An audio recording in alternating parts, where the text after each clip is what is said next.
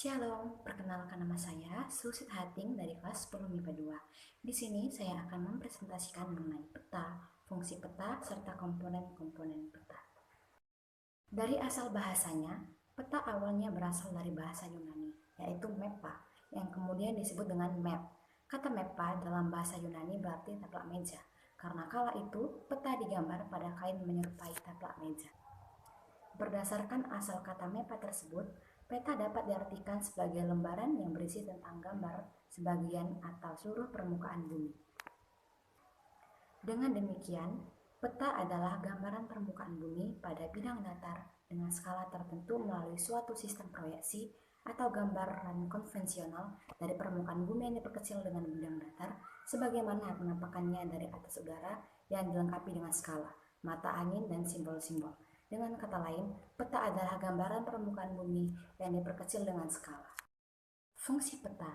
Secara umum, fungsi peta yaitu: pertama, berfungsi untuk menunjukkan posisi atau lokasi suatu tempat di permukaan bumi. Dua, berfungsi untuk memperlihatkan ukuran atau luas jarak dan arah suatu tempat di permukaan bumi. Tiga, berfungsi untuk menggambarkan bentuk-bentuk di permukaan bumi seperti benua, negara, gunung, sungai, dan bentuk-bentuk lainnya. 4. Berfungsi untuk membantu peneliti sebelum melakukan survei untuk mengetahui kondisi daerah yang akan diteliti. 5. Berfungsi untuk menyajikan data tentang potensi suatu wilayah.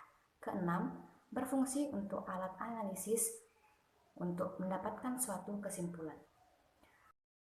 Komponen peta antara lain: 1. Judul peta.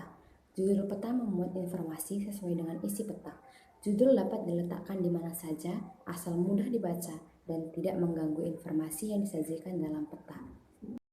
Angin.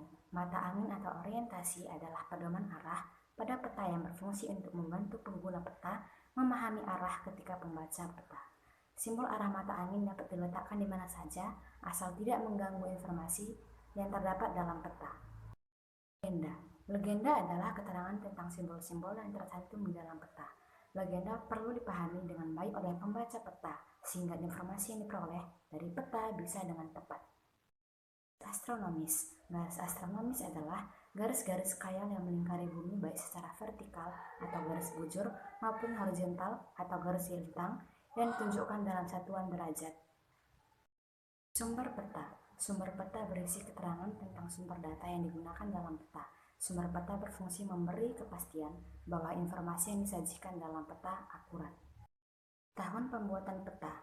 Tahun pembuatan peta menunjukkan tahun dibuatnya peta. Tahun ini perlu dicantumkan untuk meyakinkan pengguna bahwa data yang dimuat dalam peta masih dapat digunakan. Skala peta. Skala peta adalah perbandingan jarak antara objek di dalam peta dan jarak sebenarnya di lapangan. Skala perlu dicantumkan agar pengguna peta dapat membayangkan luas wilayah atau jarak sebenarnya di permukaan bumi.